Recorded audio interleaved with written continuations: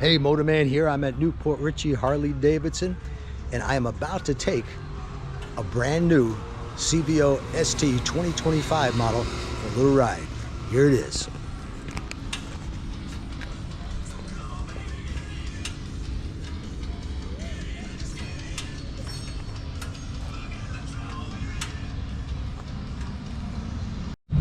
But before I take this bike for a ride, I'm going to give you Motorman's tip of the week. So, all right, to say that I'm a little nervous taking this bike for a ride would be an understatement.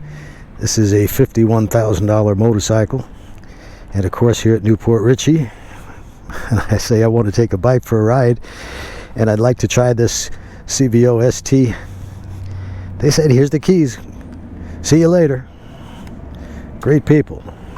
I like this new dash. I know some people like the analog gauges, but personally, yeah, I like this. It looks really terrific, and I realize there's some drawbacks to it, but I like it. By the way, the exhaust on this bike, Screaming Eagle exhaust, sounds great. New wheels this year for this model, I believe. And of course, the paint job. You got more choices. Last year it was just black and white. This year you got, I think it's red, black, and then the custom color like this bike, which is $5,000 extra, so it's about $51,000. But before I take it out on the road, I'm going to give you my tip of the week. And this may sound simple, but so many people have yet to figure this out. We're going to talk about the friction zone. That's the area of clutch travel between completely open, when you release the clutch, and completely closed. The friction zone is that gray area in between. Put my hand like this so you could see this. It's usually about 3/4 of an inch wide. And if you want to learn how to really use that friction zone, which is what you need for low speed handling, to stop from dropping the motorcycle, you need to master that friction zone. The easiest way, by the way, everybody knows where the friction zone is, because whenever you take off from a stop, as you start to let the clutch out and the bike starts to move, you enter the friction zone. Once you let the clutch out all the way, you've left the friction zone. For low speeds, we need to stay in that gray area. Feed a little throttle, but for our purposes right now, we're not even going to feed throttle. We're just going to let the clutch out until it gets into the friction zone. That's going to transfer power from here to the rear wheel, and we're going to leave it right there in that sweet spot of the friction zone. So no throttle at all. I let the clutch out. I could feel it starting to move, so I'm entering the friction zone. And all I'm going to do is let it out a little bit more. Just like that. No throttle at all. The bike is moving along at about 8 miles an hour. I'm going a little bit downhill, but that's all there is to it. Now, if I want to make some turns, I want a little bit more power going to the rear wheel. So I'm going to bring the revs up just a bit. Turn my head and eyes. And around comes the motorcycle. There's how you make a U-turn, folks.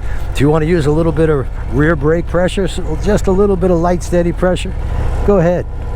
But master that friction zone. It makes low speed handling so much easier. It's the only way. It's not a matter of opinion. It's the only way, because if you let the clutch out all the way, the slightest movement to the throttle causes that. The bike leaps straight ahead, and you're not going to be able to make that U-turn. All right, let's get out on the road now.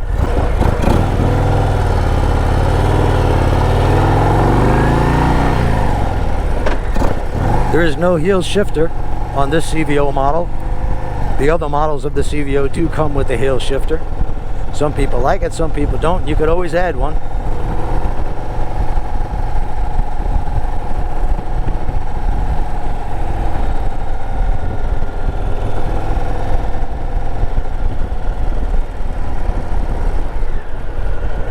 Now, this is not the variable valve timing, but it does have 127 horsepower versus 115 for the variable valve timing CVOs. So this bike makes most of its power above 4,000 RPMs. The other CVO, it's about 3,000 RPMs.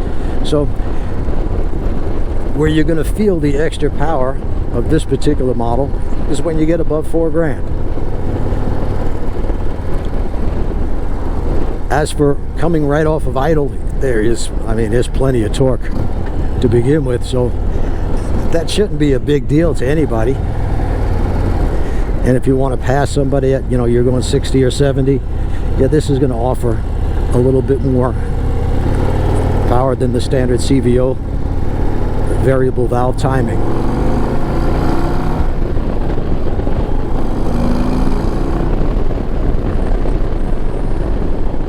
Oh man, this is a fast motorcycle. 127 horsepower. I think it's 145 pounds-feet of torque.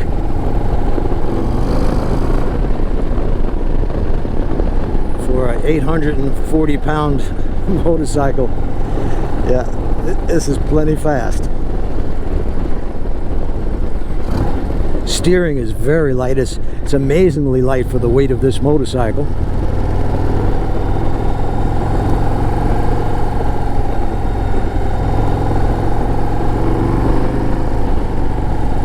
And of course you have just the 2 speakers up front on this bike.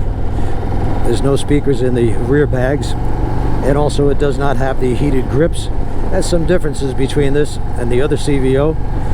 For $2 grand more on the other CVO models, yeah, you do get quite a bit.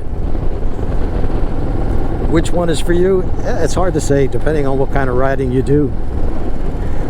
If you plan on doing some track days with a CVO, well, this will probably be better for it. This has got riding modes: rain, standard, road, sport, track, and you could adjust everything for track to your liking. But I would imagine less than 1% of people are going to actually take this bike to the track. But it is there. It comes standard with the bike. Of course, it's got the ABS, cornering ABS, which comes in really handy if you get into a corner a little bit too tight or a little too fast, and you apply the brakes hard, it's not going to low side.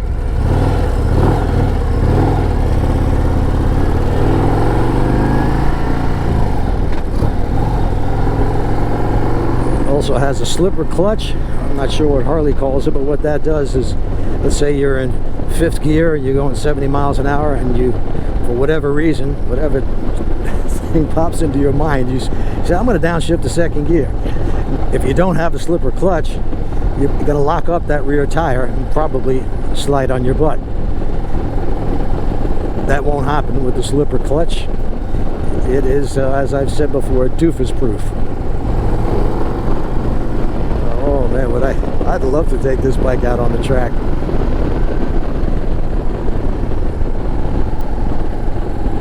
Out on the street, you're probably not going to use more than 50% of this bike's limits. And there'll be some riders who buy this that won't be able to use 5% of it. And yes, this is an expensive, some people might say outrageously priced motorcycle, but if you want the best of the best, well, this is the one. Or the other CVO models, which, like I said, are another $2,000 more.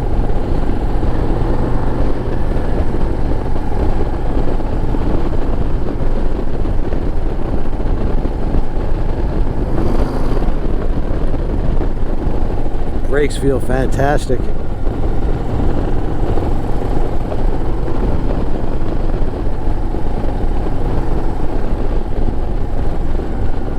Braking hard, slowing down, downshifting.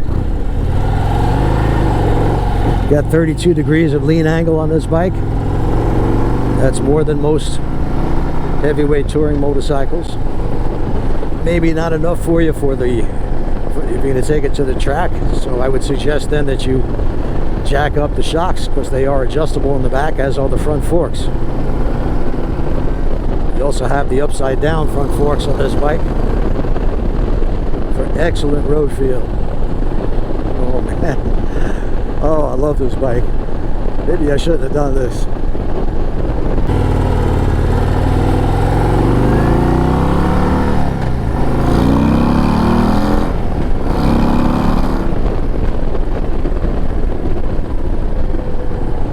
Now it does feel like the clutch is a little bit heavier than the the standard road glide with the 117 motor, and that's understandable. You got more power going to that rear tire. You need a little bit heavier duty clutch. This is the most powerful motor they've ever put in a standard Harley-Davidson.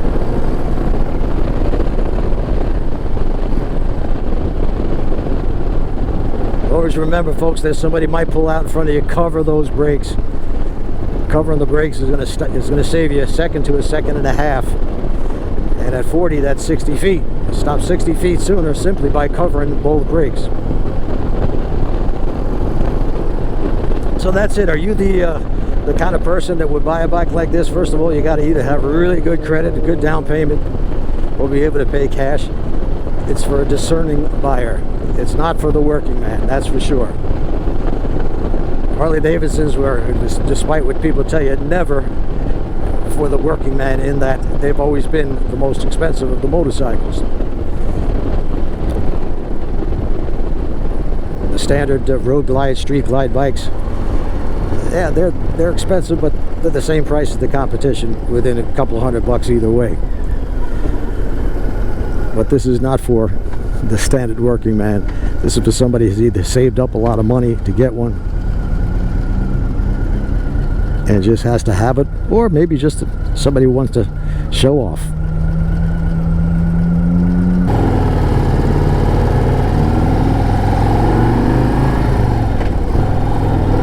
I should mention that the ST model also has these pullback risers, and with the bars the way they are, to make it fit you better, you can pull those bars back so they're closer to you, or push them forward if you're a tall person.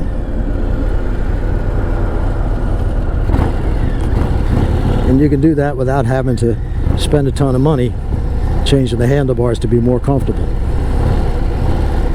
If this were mine, I'd pull them back about 2 inches. That would be perfect for me. That's it. I hope you enjoyed this. Hope you learned something. And please subscribe, give me a thumbs up, and don't forget about my new channel. I'm going to put a link below, Muscle Cars Old and New. Please subscribe there as well, and comment below. Once again, thanks for watching.